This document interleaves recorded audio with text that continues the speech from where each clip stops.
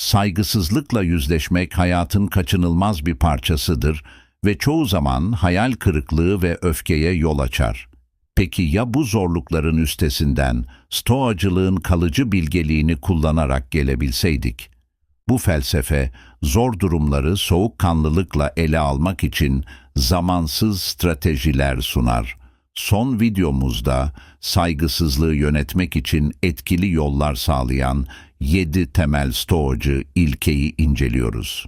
Bu ilkeler sadece teorik kavramlar değil, zorlu etkileşimlere yaklaşımımızı dönüştürebilecek pratik araçlardır.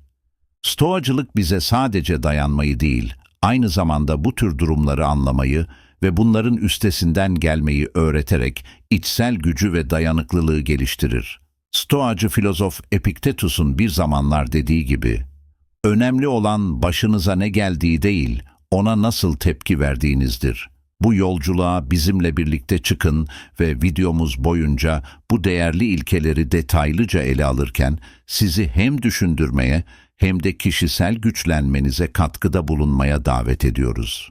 Sınırlarınızı belirleyin.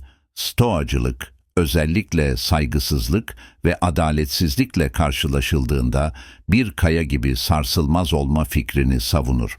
Bizi değerimizin farkına varmaya ve başkalarından hak ettiğimiz saygıyı görmekte ısrar etmeye teşvik eder. Stoacılık pasif bir kabullenme değildir.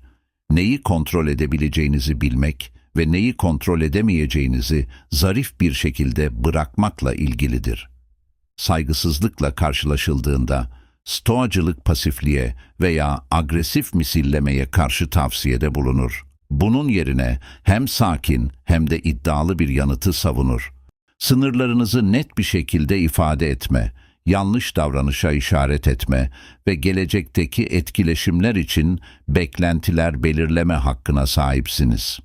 Öz saygınızı ve onurunuzu koruyan sınırlar oluşturun. Bu stoacılığın özüdür, kişinin kendi içinde güç, adalet ve cesareti teşvik etmesi. Bize kendimize duyduğumuz saygıyı onurlandırmayı ve bu saygıyı başkalarına da yaymayı öğretir. Stoacılık, karşılaştığımız koşullar ne olursa olsun, iç dengemizi ve dış zarafetimizi korumamız için bize rehberlik eder. Perspektifinizi değiştirin. Perspektifin gücü, çevremizdeki dünyaya daha geniş, daha nesnel bir bakış açısı sunabilmesinde yatar. Bu beceri, özellikle saygısızlıkla başa çıkma konusunda faydalıdır ve bu tür olayları hayatımızın daha geniş bağlamında daha az önemli olarak görmemizi sağlar. Stoacı İmparator Marcus Aurelius şöyle ifade eder, "Hayatımız düşüncelerimizin onu oluşturduğu şeydir," demiştir. Perspektif sayesinde saygısızlık eylemlerinin çoğunun küçük ve geçici olduğunu, gerçek değerimizi veya mutluluğumuzu yansıtmadığını anlarız. Perspektif bize, saygısızlığın genellikle kendi sorunlarımızdan ziyade, diğer kişinin sorunlarından, cehalet, güvensizlik veya kişisel zayıflıklarından kaynaklandığını öğretir. Bu anlayışla huzurumuzu bozmalarına izin vermek yerine bu deneyimleri görmezden gelmeyi, affetmeyi veya bunlardan ders çıkarmayı seçebiliriz. Bu anlayış aynı zamanda bizi yaşamın temel unsurlarına, yani özlemlerimize, ilkelerimize ve ahlaki erdemlerimize odaklanmaya yönlendirir. Enerjimizi ve zamanımızı acı duygular veya intikam düşünceleri üzerinde durmak yerine bizi gerçekten zenginleştiren şeylere kanalize ederek daha hoşnut ve dingin bir yaşam sürebiliriz. Mizahı hiç bırakmayın. Mizahı benimsemek, hayatın zorluklarıyla başa çıkmada yardımcı bir yaklaşım olabilir. Antik filozof Seneca şöyle demiştir: "Ciddiye almamanız gereken şeylerle nasıl başa çıkacağınızı bildiğinizde kendinizde ustalaşmışsınızdır." Bu, temel bir stoacı ilkeyi yansıtmaktadır. Duygusal kontrolü ve rasyonelliği korumanın önemi, aynı zamanda mizahın zor durumların üstesinden gelmede oynadığı önemli rolü kabul etmeyi. Saygısızlıkla karşılaşıldığında, mizah duygusal dengeyi korumak için bir yol sunarak öfke veya kızgınlığa yenik düşmemizi önler. Duygusal tepki vermek yerine zekice bir espri ya da hafif bir şakayla karşılık vermeyi seçmek gerginliği dağıtabilir. Mizahı mantıklı ve uygun bir şekilde kullanmak çok önemlidir. Çünkü ciddi meseleleri önemsizleştirmek veya aşırı kullanmak için bir araç değildir. Akıllıca uygulandığında mizah saygısızlığı ele almak için etkili bir stoacı taktik olabilir ve potansiyel olarak olumsuz etkileşimleri daha olumlu ve uyumlu sonuçlara dönüştürebilir. Bu yaklaşım yalnızca o anki duruma yardımcı olmakla kalmaz, aynı zamanda genel olarak daha dengeli ve huzurlu bir yaşama katkıda bulunur. Kabullenmeyi öğrenin. Stoacı felsefenin kalbinde özellikle başkalarından gördüğümüz saygısızlık gibi kontrolümüz dışındaki konularda kabullenme ilkesi yatar. Stoacı filozof Epiktetos'un ifade ettiği gibi, sahip olmadığı şeyler için üzülmeyip sahip oldukları için sevinen kişi bilge bir insandır. Bu, stoacılığın özünü özetler, sahip olduklarımıza değer vermek ve elimizden kaçanlar için ağıt yakmamak. Stoacılık, kontrol ikilemini anlamamızda bize rehberlik eder. Düşüncelerimiz, duygularımız ve eylemlerimiz gibi kontrolümüzde olan şeylerle, dış olaylar veya başkalarının eylemleri gibi kontrolümüz dışında olan şeyler arasında ayrım yapar. Saygısızlıkla karşılaştığımızda, stoacılık bize bunun iç huzurumuzu bozmasına izin vermememizi öğretir. Bunun yerine bunu yaşamın kaçınılmaz bir parçası olarak kabullenmemiz ve odağımızı kişisel gelişime ve olumlu eylemlere yönlendirmeye teşvik edilir.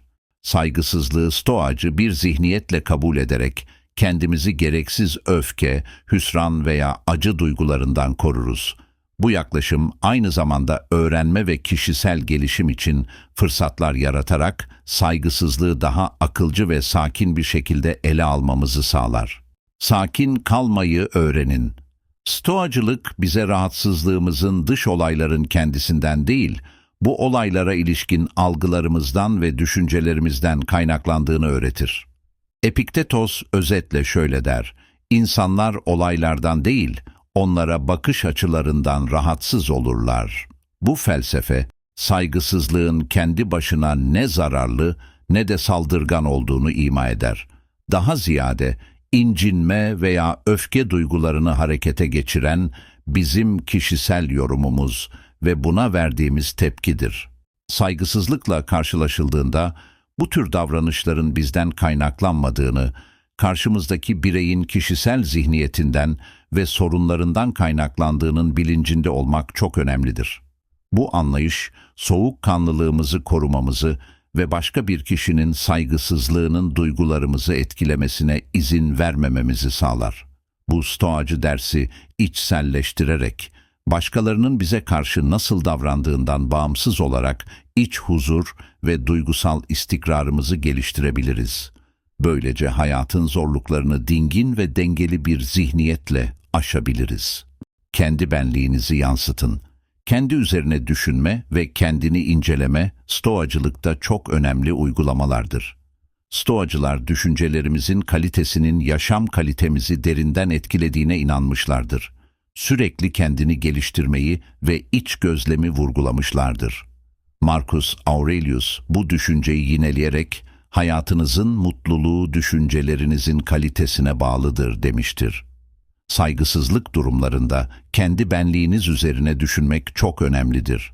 Kendinize, diğer kişinin eylemlerinde veya sözlerinde gerçeklik payı var mı gibi sorular sorun.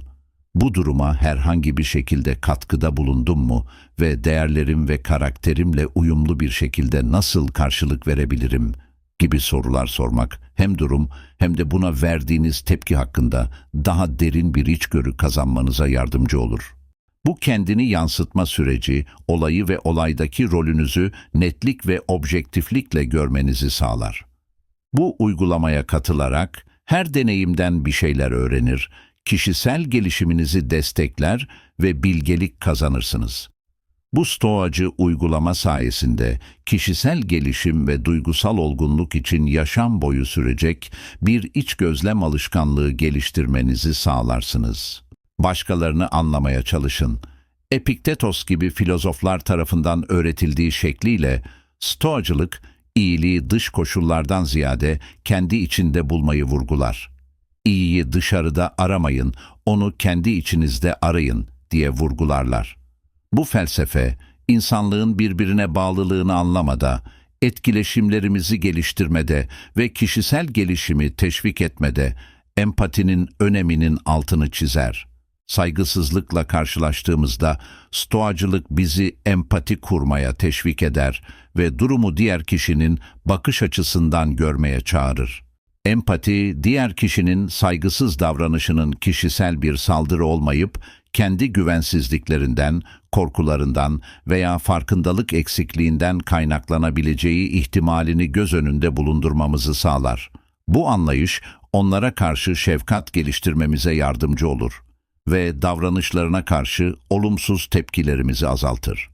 Saygısızlık gösteren biriyle empati kurarak, dürtüsel veya savunmacı bir şekilde tepki vermek yerine, saygılı ve onurlu bir şekilde yanıt vermeyi seçebiliriz.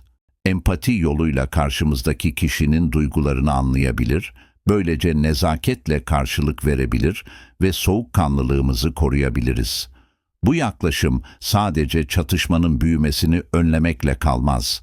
Aynı zamanda bilgelik ve şefkat gibi stoacı erdemlerleri de geliştirir. Empatiyi benimseyerek, stoacı bilgeliğin gerçek özünü yansıtacak şekilde saygısızlığı yapıcı ve olumlu bir şekilde ele alabiliriz.